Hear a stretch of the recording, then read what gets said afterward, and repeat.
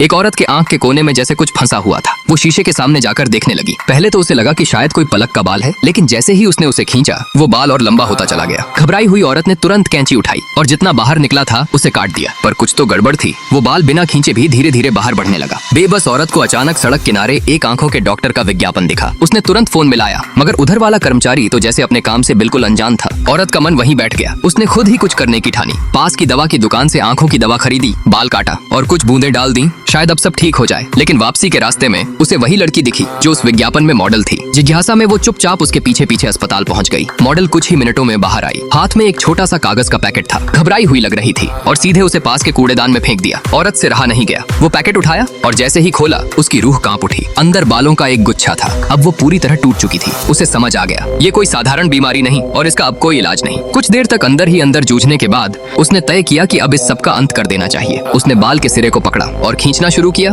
खींचती रही और बाल बढ़ता ही गया, लंबा और फिर मोटा होता चला गया। दर्द असहनीय था पर वो नहीं रुकी। आखिरकार पूरे 60 मीटर बाल खींचने के बाद वो बाल पूरी तरह बाहर आ गया और तभी एक डरावनी चीख गूंज उठी।